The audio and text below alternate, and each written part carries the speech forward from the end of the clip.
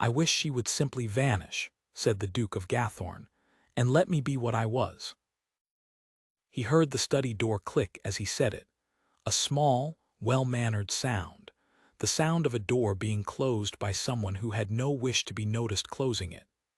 And he did not turn round, because his brother was talking, and because a house of 90 rooms is always clicking somewhere, and because Tobias Gathorne had spent 6 months making a discipline of not turning round. "That is a monstrous thing to say," said Rufus, "even for you." "It is an honest thing to say. I am permitted one a year." "Tobias, she has been your wife since October." "She has been my wife's name since October." He stood at the window with his hands behind his back and watched the rain come across the park in gray sheets. "You do not understand what it is to be handed a person. Old Danford pulled me out of the kelder under the ice when I was 9 years old and lost the use of 2 fingers doing it. And when he was dying, he asked me for one thing, and he asked it in front of witnesses, and there was no way on this earth to refuse a dying man in front of witnesses. So I married her.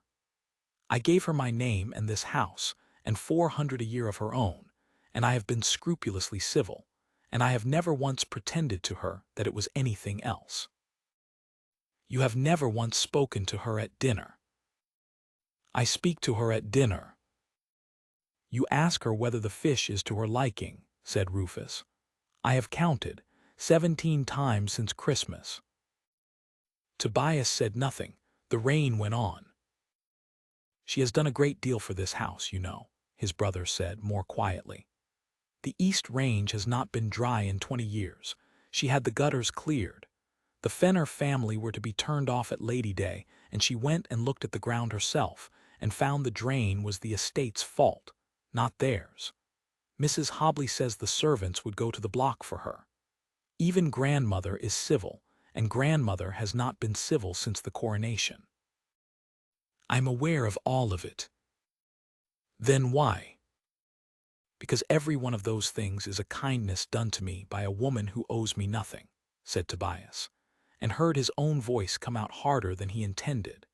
"And every one of them is another stone on a debt I cannot pay. And I lie awake in the north wing knowing that a person of real quality is spending her one life being scrupulously civil to a man who married her, because he could not say no to a corpse. She deserves a husband. I have not got it in me to be one. I am 40 years old, and I have been alone since Isabel died, and I do not know how to be anything else." He turned from the window at last. "So yes, God forgive me, I wish she would vanish, because then it would be over, and she would be free of me, and I should not have to watch her being good at it." Rufus looked at him for a long moment. "You are the greatest fool in 3 counties," he said, "and I am going to Bath." She was not at dinner. Tobias sat at one end of the long table with the fish in front of him, and looked at the empty chair at the other end for a considerable time before he asked, in a voice that he was surprised to find unsteady, "Is her Grace unwell?" "Her Grace went out at 4, your Grace," said Hobley. "Out where?" "She did not say." He ate nothing. At 9 he went up the stairs 2 at a time, which he had not done in years, and found her rooms in perfect order and perfectly bare. No brush on the dressing table, no shawl on the chair back. The wardrobe held 4 gowns, all of them the ones he had paid for, hung straight and covered against dust. The pearls he had given her in October lay in their case on the table, and beside the case, on a folded square of paper, was her wedding ring. The note was 7 lines. He read it standing up, and then he sat down on the end of the bed, which was made up cold and flat, and read it again. "Your Grace," it began, not Tobias, which she had used exactly twice in 6 months, both times when she thought he was ill. "Your Grace, I stood outside the study door this afternoon with the Fenner leases in my hand, and I heard what you wish. It is not a cruel wish. I believe you meant it kindly, which is worse. You are quite right that a person cannot live long on scrupulous civility, and I find I am not able to go on being a debt, so I have granted it. Everything in this house that came from you stays in this house, including the name which I shall not use. Do not look for me, there is nothing to find. Be well. Be less alone than you have taught yourself to be. V.D. He looked for her for 9 days. He rode to Danford, which was shuttered, and let to a cousin, and the cousin had heard nothing.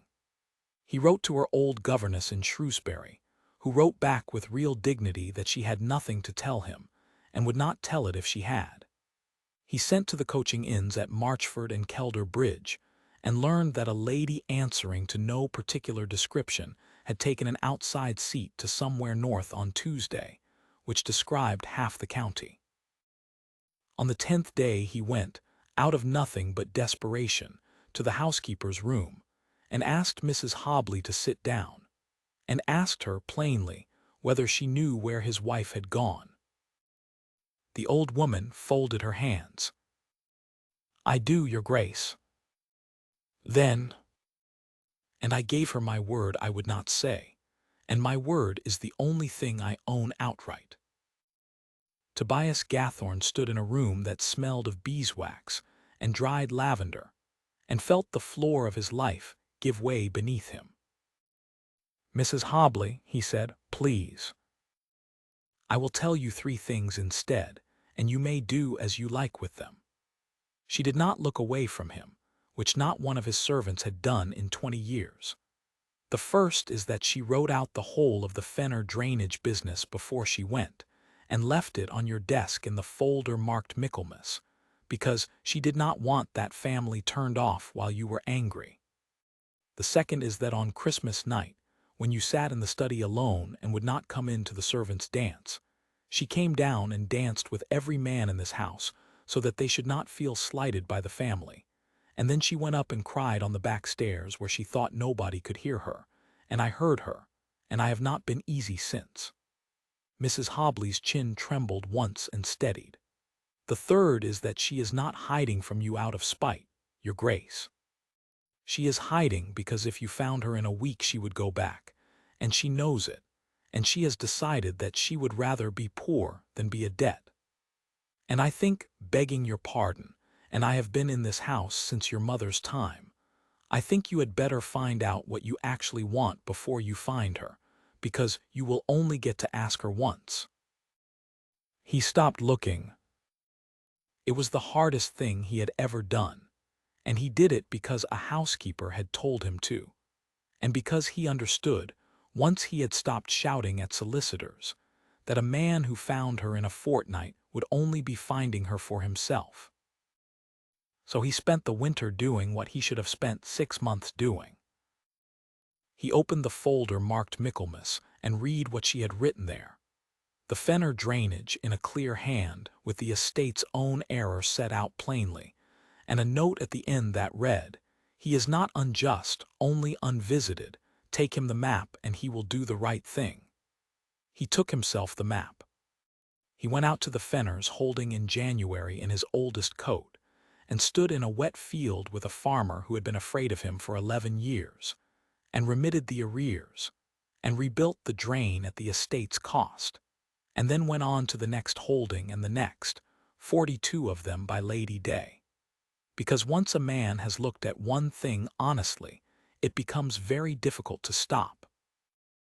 He came into the servants' hall on the first evening he could bring himself to, and sat down, and asked Mrs. Hobley to tell him about Christmas night, and listened to the whole of it without defending himself once. He wrote to his brother in Bath, "You were right, and I have been that fool for 6 months, and I am trying to be a different one." He did not stop grieving Isabel. He discovered, somewhere in February, that he had never been asked to, that he had built a fortress against a demand nobody had made, that his first wife had been dead 9 years and his second had never once, in 6 months, asked him for a single thing that belonged to her. In April, Mrs. Hobley came into the library with a cup of chocolate he had not asked for, and set it at his elbow and said, "You are a great deal changed, your grace, and I do not think it is on my account. Mrs. Hobley. Ilborough, she said. It is a wool town, 9 miles beyond the moor road. There is a school kept in 2 rooms over a draper's shop by a Miss Ackroyd, and since November there has been an assistant there who teaches the writing and the ciphering and is paid £11 a year. She set down the cup. I have not written to her. You will want to go on foot from the crossroads, I think. She does not care for carriages. He went the next morning and he walked the last 4 miles, and it rained, and he was glad of it. The school was over a draper's, up an outside stair, and the door at the top was open onto a room with 14 slates and a stove. She was at the far end of it with her sleeves pinned back, showing a girl of 9 how to carry a figure, and her gown was gray stuff of the plainest sort, and her hair was pinned up anyhow. And Tobias Gathorne stood in the doorway with the rain running off him, and understood that he had never in his life seen anything so entirely worth the whole of his fortune. She looked up. She did not cry out. She set down the chalk and said something quiet to Miss Ackroyd, and came the length of the room, and stepped past him out onto the landing, and closed the door behind her so that the children should not see. "You should not have come," said Verity. "I know." How did she stop? It does not matter. Tobias, I will not go back. I have thought about it every night since November, and the answer does not change. You were not cruel.